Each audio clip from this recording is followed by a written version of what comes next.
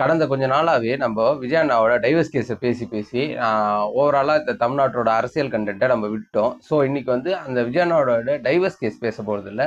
ஆனால் இந்த மாதிரியான குற்றச்சாட்டு இதுக்கு முன்னால் வந்து யாருக்கு வந்திருக்குது அப்படின்றத பேசிட்டு அதுக்கப்புறம் நம்ம தமிழ்நாட்டோட அரசியலை பார்க்க போயிடலாம். ஃபர்ஸ்ட் வந்து இந்த மாதிரியான அரசியல், இந்த மாதிரியான அதாவது பெண்கள் சம்பந்தமான தாக்குதல் அப்படின்னு வருதுன்னா, இதுக்கு முன்னால் நம்ம நாம் தமிழர் கட்சியில் அண்ணன் சீமான் மேலே வந்திருக்குது.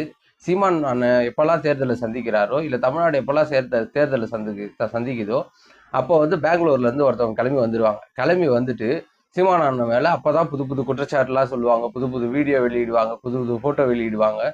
அது அந்த மாதிரி வந்து அதே மாதிரிதான் இப்போ விஜய் அண்ணனுக்கு நடக்குது. இப்போ நான் ஒரு எக்ஸாம்பிள் சொல்றேன், எப்படி இருக்குன்னு கேளுங்க.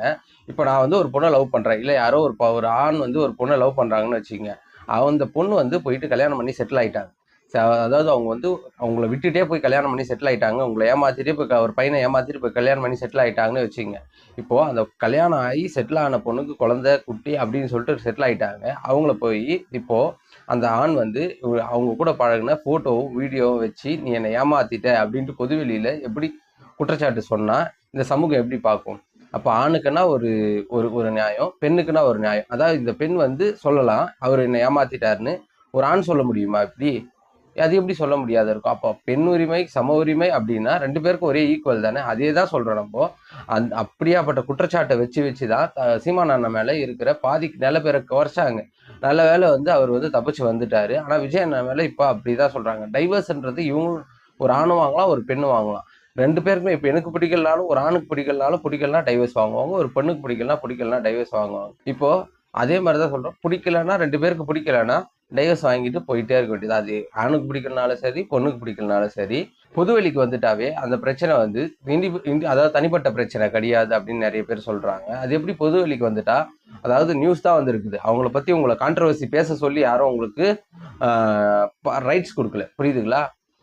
அவங்க நியூஸ் வெளியே வந்துட்டா அதை வந்து நீங்க எடுத்து விவாதிக்கணும்னு ஒன்றும் அவசியம் கிடையாது. இல்லை ஒருத்தவங்க மேல அவதூறு பரப்பணும்னு ஒன்றும் அவசியம் கிடையாது. அது அவங்களோட தனிப்பட்ட வாழ்க்கை.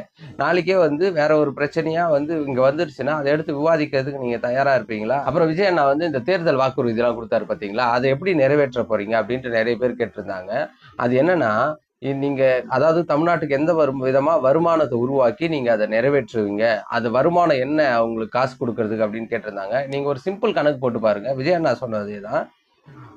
ஒரு மந்திரியும் ஒரு ஆட்சி முடியும் போது 10,000 கோடி சம்பாரிச்சு வச்சுட்டு போறாங்க. மொத்தம் 38 மந்திரிங்க இருக்கிறாங்க. 38 மந்திரிங்க 10,000 கோடி சம்பாதிக்கிறாங்கன்னா மொத்தம் 3,80,000 கோடி சம்பாரிச்சுட்டு போறாங்க. அந்த ஊழல் பணத்தை எடுத்தாவே, அதாவது ஊழல் பண்ணாத தடுத்தாவே வந்து அந்த காசை வந்து நம்ம தமிழ்நாட்டுக்கு ஈஸியா செலவு பண்ணலாம்.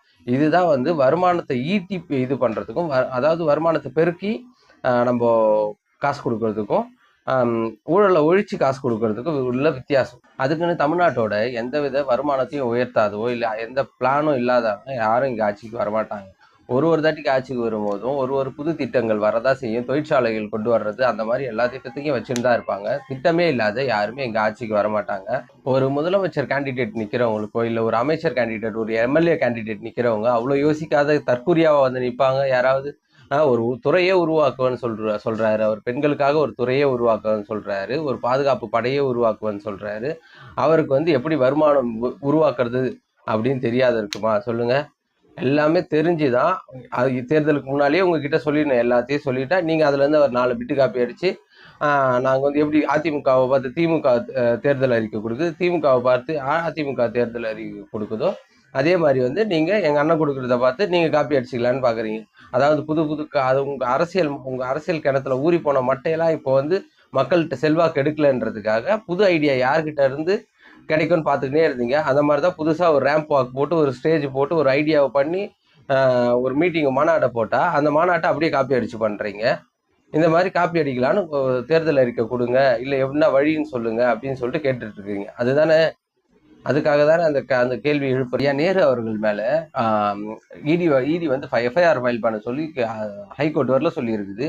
ஹைகோர்ட் உத்தரவிட்டு அவர் மேல எஃப்ஐஆர் பதிவு பண்ணாத இந்த அரசு வந்து அடிக்கடிக்கு மாநாடு வச்சுட்டு இந்த மாதிரி அவங்க வந்து ஒரே என்டர்டைன்மெண்டிங் ஷூட்டிங்கு இந்த மாதிரி இருந்தா இவங்க எப்படி வந்து அரசாங்கத்தை கவனிப்பாங்க? அரசாங்கத்தை கவனிச்சு இவங்க மக்களுக்கு நல்லது செய்வாங்க? இப்போதைக்கு அந்த 200 தொகுதி எப்படியாவது எடுத்துடலாம்னு சொல்லிட்டு பார்த்துட்டு இருக்காங்க. ஆனால் திமுகவுக்கு இதுவரையிலும் 100 தொகுதி வந்து சாதகமாக இருக்கிறதா சொல்கிறாங்க. அதுவும் அதிமுகவுக்கும் திமுகவுக்கும் போட்டியில் 100 தொகுதி திமுக முன்னிலை இருக்குதுன்னு சொல்கிறாங்க. ஆனால் விஜய் அண்ணன் வந்து எந்த இதுலையும் கன்சிடர் பண்ணவே இல்லை. கிட்டத்தட்ட 30% வச்சிருக்கிற விஜய் அண்ணனை எப்படி கன்சிடர் பண்ணாத இவங்க வந்து தேர்தல் கணிப்பு எடுக்கிறாங்க, தேர்தல் கணிப்பு எடுக்கிறாங்கன்னே தெரில. இது இந்த மீடியாக்கள் பண்ணுற சதி தான். ஏன்னா விஜய் அண்ணன் சேர்த்துக்காம இவங்க பாட்டு அதிமுக போனதாட்டி இவ்வளோ ஓட்டு சதவீதம் எடுத்தது, திமுக இவ்வளோ சதவீதம் எடுத்தது, இது ரெண்டுத்தையும் கம்பேர் பண்ணி பார்க்கும்போது இவங்க தான் ஜெயிப்பாங்கன்னா, இப்போ புதுசாக வந்திருக்கிற அண்ணங்கிட்ட வந்து 30% இருக்குது. அந்த 30% ஓட்டு வந்து எங்கே போகும்? அது யார் கணக்கெடுப்பாங்க?